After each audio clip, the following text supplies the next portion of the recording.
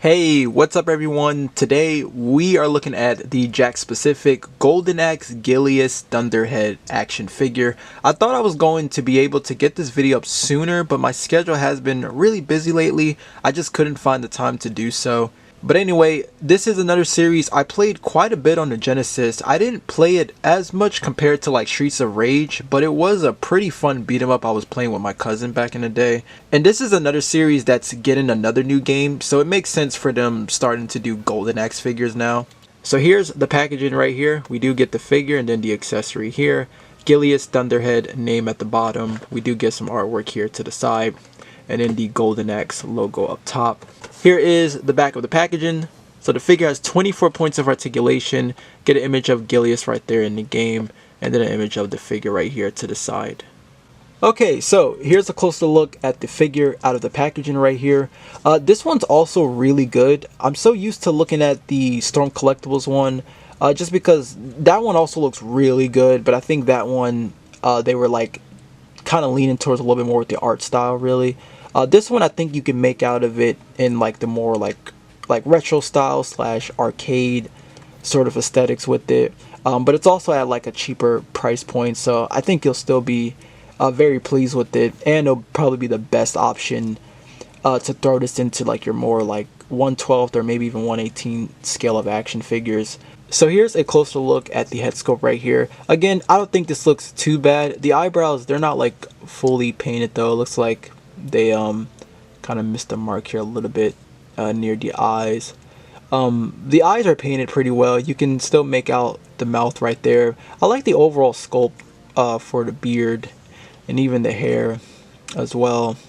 These are actually pretty flexible too. You can see how I can move you know, the hair and then the beard right here. So that might help a little bit with the you know, the head articulation right there.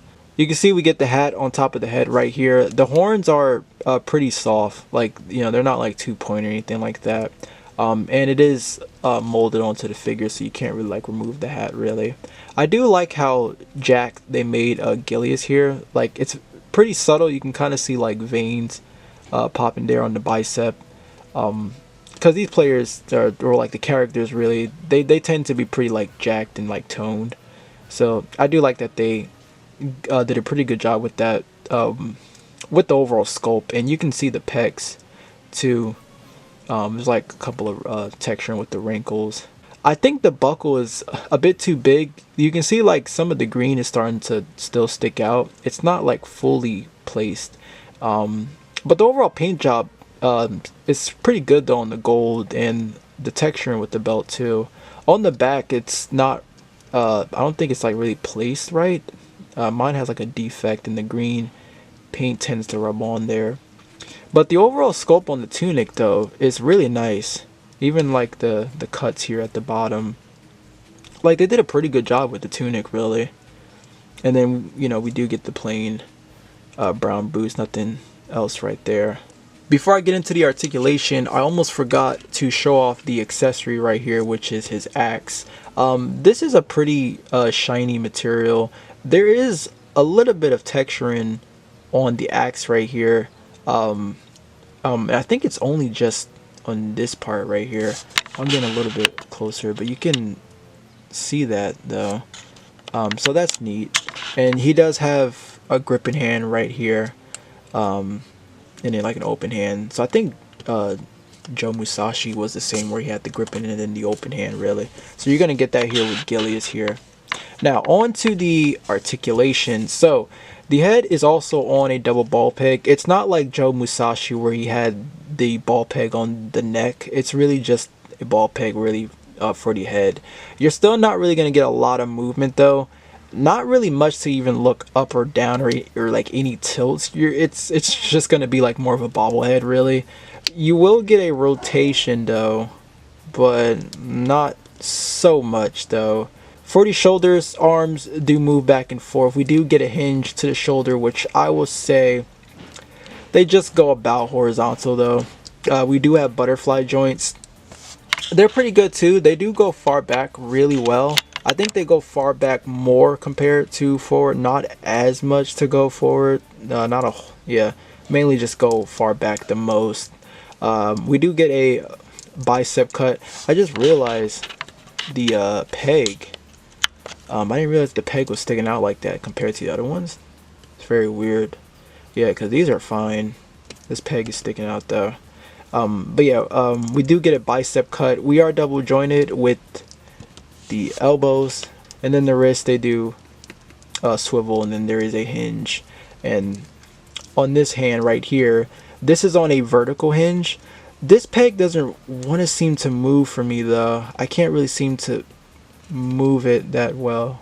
Now for the torso, so he's only going to get just a single ball peg this time for the torso, as Joe Musashi had like a double ball peg. So just to get a crunch forward, not as much really, like without using the hips, this is as much as you're really going to get.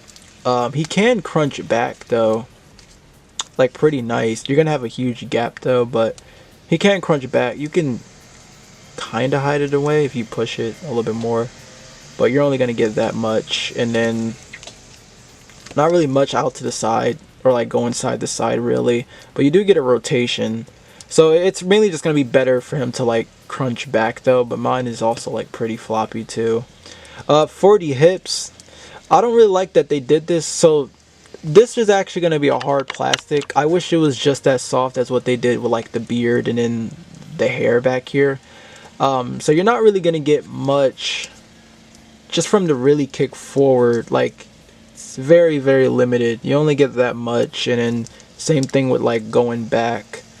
Because this is just a hard plastic, so it's I'm not entirely sure why they do that, honestly, because I've reviewed other figures that have like the little like skirt piece for their hips and they still won't be able to do much really, and then it goes out to the side like that much really. So yeah, not a whole lot you're gonna do with the hips, but there is an upper thigh cut. We are double jointed with the knees, if I can get the other joint in. Yeah, there you go. So you get that much. So that's really good range right there. Nice range. And then there is no boot cut, but for the ankles, they go far back about there. They go really far forward. And then we do have a pretty good ankle rocker right there. Now for comparison, here is Gilius next to some other figures right here. He does seem to scale pretty well with them, so I do like that. And even if I took out the Were Dragon figure, and let's just say you wanted to put him in with like, you know, some more 6-inch action figures, I think he can still work with them a bit better. Like that's the Figma Link figure. They don't really seem too far off. I think yeah, so like even in the 1/12 scale, I don't really think he's really like too far off. I think you can still kind of throw him in really. Now here it is next to the Storm Collectibles one, so you can see, you know, they're both like completely different really. Of course you got one that's, you know, different size, price point, and more like a high-end collectible, but you can see this one's a bit different. Like the colors on this figure is like a lot more lighter really, the skin tone and all that, but again, you know, way a whole lot cheaper really. Which is why I was saying, like, I still think for what this is worth, like just for $10, I think this is still going to be a nice little Gilius figure to add to your collection. But if you also just love Golden Axe, I don't see why you wouldn't want to pick up both really. But yeah, I like both of them in their own way really, like I really do. And if you want, I don't think this is really necessary, but you know, here's how it looks with the chicken leg. You know, creature that came with the Storm Collectibles figure, so it's a lot bigger, of course, but that's how it scales. Can't even really yeah, it just looks kind of funny really. What's also funny is now that I have this out, I can compare it to the Were Dragon, as this was also an Altered Beast, so if you want to see that comparison, you know, there you go. Yeah, I guess it's not too bad, but it would probably be a lot smaller though. But yeah, that's pretty much that. But overall, I like both of my Gilius figures. They're both really nice. I do hope they do the other characters though in this line. Okay, so final thoughts on the Jakks specific Gilius Thunderhead action figure. I'm gonna say this, the Joe Musashi figure is still on top for me in this wave. I would say it's their best figure they put out in this Sega line, and maybe even their best figure they put out this year so far. However, that doesn't mean this figure is bad by all means. This is still a really strong release. This figure is almost the exact same size of their Mario and Sonic figure, so the fact that they were able to make a whole new mold, add double joints, butterfly joints, and a ball peg to the torso, while still keeping it in the same scale and the exact same price point, is very impressive, dude.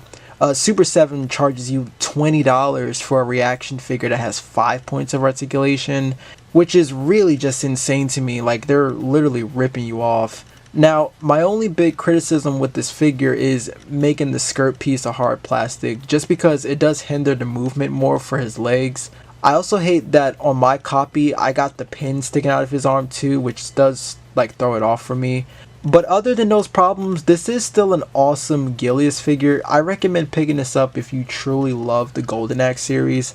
Just like their other figures in this line, this is only a Walmart exclusive. But let me know, what are your thoughts on this in the comments down below. As always, thank you all so much for watching. I hope you enjoyed the review. Until then, take care, my friends. Story Select.